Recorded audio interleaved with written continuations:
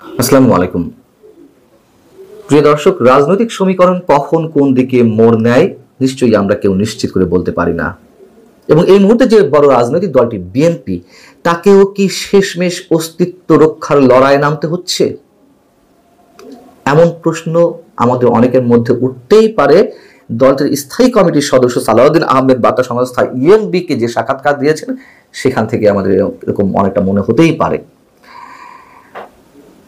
তিনি কি বলছেন?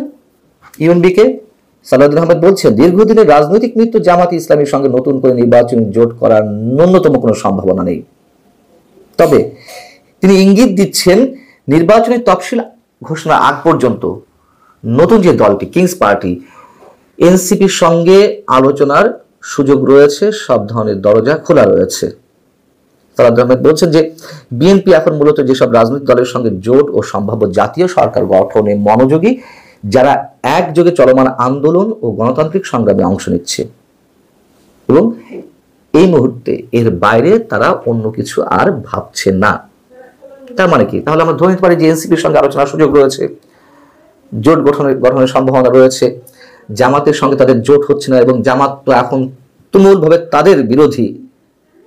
যদি নির্বাচন হয়, জামাত তো চায় না নির্বাচন হোক সহসায় 4 বছরের মধ্যে, তো নির্বাচন যদি হয় তারা বিরোধী দলে বসার চিন্তা ভাবনা করছে।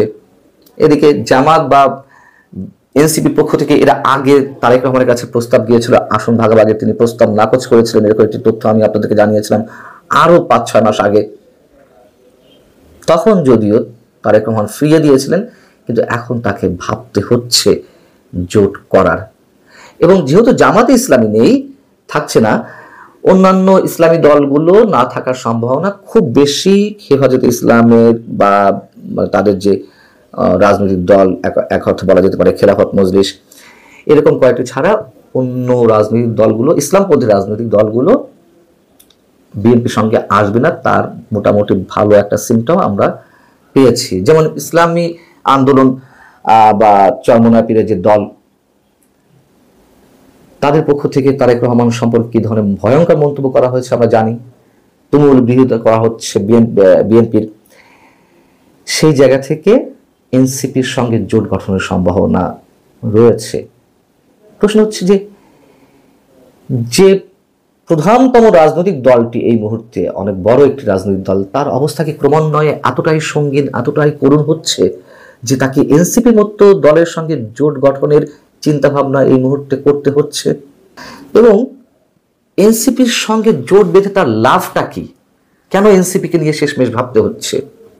সেই বিষয়ে দুটি কারণ থাকতে পারে, আমি আসছি সেই বিষয়ে।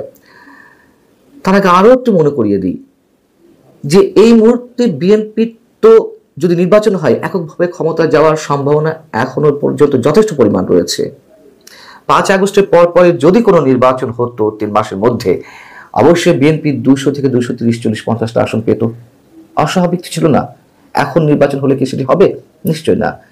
বাস্তবতা হচ্ছে দিনে দিনে বিএনপির জনপ্রিয়তা কমছে এবং সেই জনপ্রিয়তাগুলো আওয়ামী লীগের দিকে হাওয়া নিয়ে যাচ্ছে। কেন কমছে আমরা সবাই জানি। তৃণমূল পর্যায়ে বিএনপি নেতাকর্মীদের চাঁদাবাজি, দখলবাজি, সন্ত্রাসী কর্মকাণ্ড, নিশ্চয়ই বিএনপিকে নিয়ে মানুষ যা ভেবেছিল ক্ষমতায় আসা আগেই সেই মোহভঙ্গ এর মধ্যে হতে শুরু করেছে। তারপরও এই মুহূর্তেও নির্বাচন হলে বিএনপি এককভাবে ক্ষমতায় যাওয়ার যোগ্যতা রাখে বা ক্ষমতা রাখে। তাহলে প্রশ্ন, কেন এনসিপিকে নিয়ে ভাবতে হচ্ছে? এ কারণেই ভাবতে হচ্ছে আমার মতে, নির্বাচন না হওয়া নিয়ে মানুষের মধ্যে একটা ধারণা প্রতিষ্ঠিত হয়েছে। নির্বাচন অনুষ্ঠান নিয়ে যথেষ্ট পরিমাণ সন্দেহ, সংশয় তীব্র থেকে আরো তীব্রতর হচ্ছে। এর কারণ মূলত জামাত এবং এনসিপি। তারা তো নির্বাচন হতে দিতে চাইছে না। যতই বলুক নতুন রাজনৈতিক বন্দোবস্ত তারা করতে চায়, এই সমস্যা সেই সমস্যা, সব ভাওতাবাজি, সবই হচ্ছে ক্ষমতা কেন্দ্রিক রাজনীতির অংশ। এবং তারা নির্বাচন না করেই ক্ষমতার স্বাদ লাভ করছে।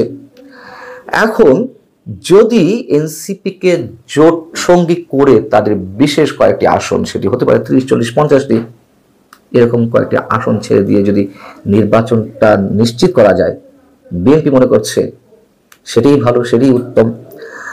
আরেকটি হিসেব হতে পারে, বিএনপি হয়তো ধরে নিয়েছে রাজনৈতিক সমীকরণ কোন দিকে যেতে পারে তার কোনো নিশ্চয়তা যেহেতু নেই, শেষমেশ হয়তো আওয়ামী লীগকে নিয়েই নির্বাচন অনুষ্ঠান করা লাগতে পারে। তো আওয়ামী লীগ যদি আসে, বিএনপি জনপ্রিয়তা যেভাবে কমছে, সেই জায়গা থেকে কিছু ভোট নিজেদের ব্যাংকে নিয়ে এসে আসন ওয়ারি চিন্তা ভাবনা থাকতে পারে জিতে যাওয়ার। যেমন জামাতে ইসলামীর সঙ্গে যখন জোট করেছিল 2001 সালে, জামাতের ভোট কত ছিল? মাত্র 4%, 5%। তারপরও ভিন্ন একটা কৌশলের মাধ্যমে আসন ওয়ারি তারা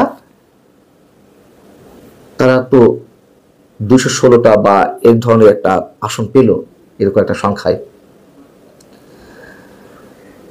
এবং ওই সময় দেখা গিয়েছিল যে 4 দলীয় জোট মিলে যে ভোট তারা পাচ্ছে, আমাদের খুব ভুল না হয়ে থাকে তারা বলতে পারি, তার চেয়ে বেশি পেয়েছিল আওয়ামী লীগ, কিন্তু আসনের দিক থেকে ধরা খেয়ে গিয়েছিল। সেই হিসেবটা বিএনপি থাকতে পারে।